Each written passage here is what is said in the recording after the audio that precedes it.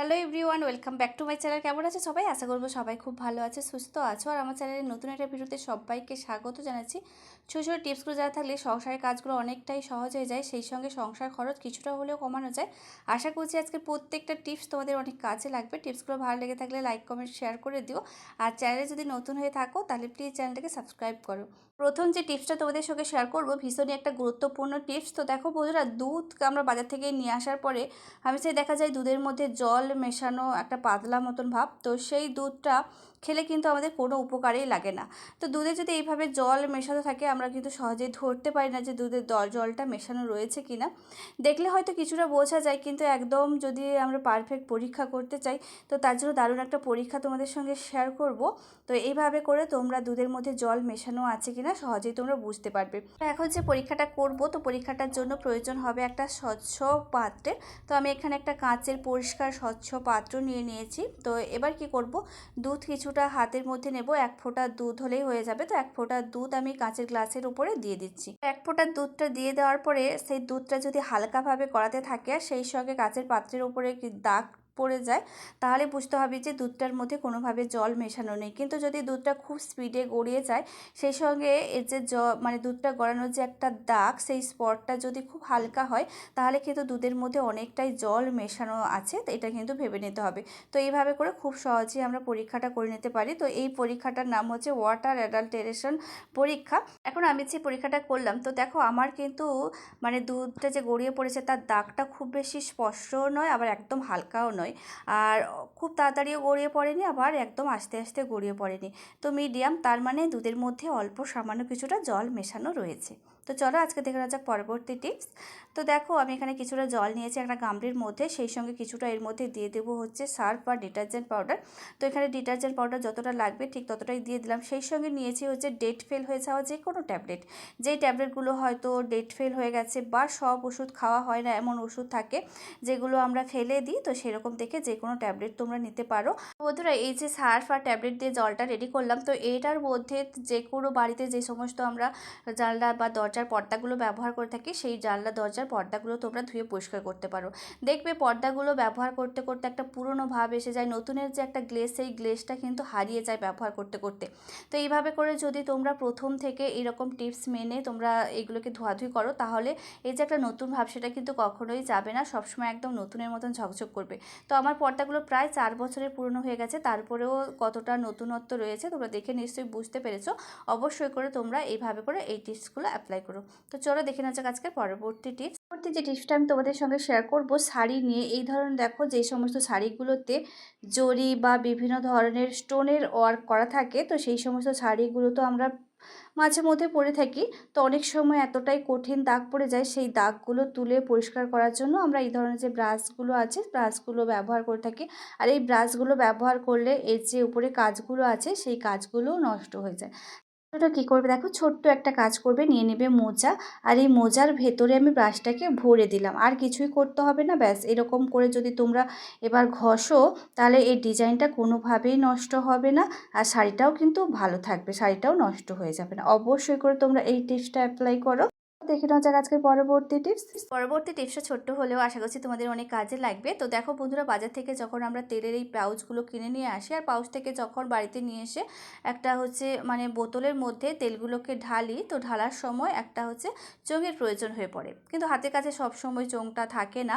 যখন হাতের কাছে চোঙটা না থাকবে, তোমরা কীভাবে এই তেলটাকে বোতলের মধ্যে ঢেলে নিতে পারবে, তো তার একটা টিপস তোমাদের সঙ্গে শেয়ার করছি। তো দেখো এই যে প্যাকেটটা রয়েছে, প্যাকেটের এক ধার থেকে আমি কিছুটা অংশ কাঁচির সাহায্যে কেটে নেব। কাটছি দেখো, ওপর দিকে আমি অল্প করে একটু অংশ কেটে দিয়েছি, তারপর দেখো কিছুটা নিচে, তার ঠিক কিছুটা নিচে একটু বড় করে কেটে নিয়েছি। তো দেখে নিশ্চয়ই তোমরা বুঝতে পেরেছো যে কিভাবে করে কাটছি। তো এইভাবে করে একটা মানে প্যাকেটের এক সাইড থেকে আমি কিছুটা অংশ কেটে নিচ্ছি। এই যে দেখো, এক ধার থেকে একটা ছোট্ট একটা টুকরো আমি কেটে নিলাম। তো এবার দেখো এই কাটার টুকরোটাকে আমি বোতলের ওপরে বসিয়ে দেবো। বোতলের ওপর বসিয়ে দিলে এটা হচ্ছে একটা চোঙের মতনই কাজ করবে। আর অপর প্রান্তে দেখো আমি আবার একটা ছোট্ট করে কেটে নিয়েছি, ছোট্ট মুখ করে নিয়েছি। আর সেই মুখ দিয়ে তেলটা আমি খুব সহজেই ঢেলে নিয়েছি।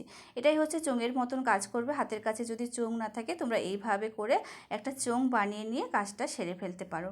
দেখতে পাচ্ছ কত সহজেই তেলটা ঢালা হয়ে গেল, একটুও তেল গড়িয়ে কোথাও পড়বে না, নিচে বা সাইড থেকে যে গড়িয়ে যাবে তা কিন্তু না, খুব ভালোভাবে তেলটা আমরা ঢেলে নিতে পারবো।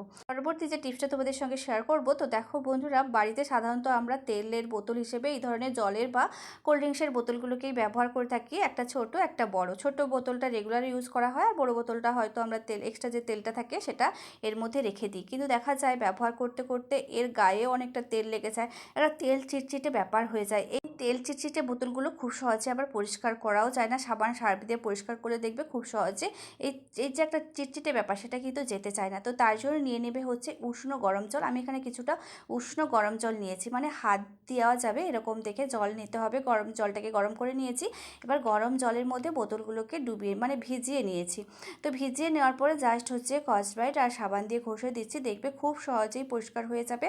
আর যে তেল চিটচিটে ব্যাপারটা সেটা খুব সহজেই উঠে যাবে। নর্মালি এমনি জল সাবান দিয়ে ধুলে কিন্তু এত তাড়াতাড়ি এগুলো পরিষ্কার হতে চায় না বা ঠিকঠাকভাবে পরিষ্কারও হয় না। হালকা করে একটু গরম জল করে নেবে, আর গরম জলের মধ্যে এগুলোকে ধুয়ে পরিষ্কার করে নেবে, দেখবে খুব সহজেই এগুলো পরিষ্কার হয়ে যাবে। এভাবে করে পরিষ্কার করে নেওয়ার পরে একটা সুতির কাপড় দিয়ে মুছে নেবে, একদম বোতলগুলো পরিষ্কার হয়ে যাবে। কতটা পরিষ্কার হয়ে গেছে দেখে নিশ্চয়ই তোমরা বুঝতে পেরেছো, একদম পরিষ্কার ক্লিন হয়ে গেছে। তো চলো এখন দেখে না যাক আজকের পরবর্তী টিপস।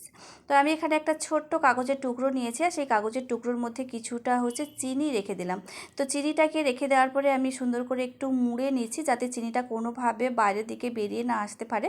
তো এটাকে আটকে দেওয়ার জন্য আর একটু শিকড় করার জন্য আমি এখানে নিয়ে নিলাম হচ্ছে টুথপিক। তো টুথপিক দিয়ে আটকে দিয়েছি, যাতে কোনোভাবে এটা মানে এর মধ্যে থেকে চিনিটা বেরিয়ে আসতে না পারে। সেই সঙ্গে বেশ কয়েকটা আমি ছিদ্রও করে দিলাম। তো বিস্কুট আনার পরে সাধারণত আমরা যে বিস্কুটগুলো বাজার থেকে নিয়ে আসি, তো এই ধরনের প্যাকেটের মধ্যে থাকে, আর সেই প্যাকেট থেকে বিস্কুটগুলোকে বের করে বাড়িতে নিয়ে এসে কৌটোর মধ্যে আমরা ভরে রেখে দিই। আমরা কৌটোর ঢাকনাটাকে খুব ভালো করে টাইট করে রেখে দিই না কেন, মাঝে মধ্যে একটু আধটুকু হাওয়া বাতাস ভেতরে কোনোভাবে যদি যায়, তাহলে দেখা যায় এই যে ভেতরে থাকা বিস্কুটগুলো নরম হয়ে যায়। আর নরম হয়ে যাওয়া বিস্কুট কারোরই খেতে ভালো লাগে না, সেই বিস্কুটটা আমরা নষ্ট করে ফেলে দিই।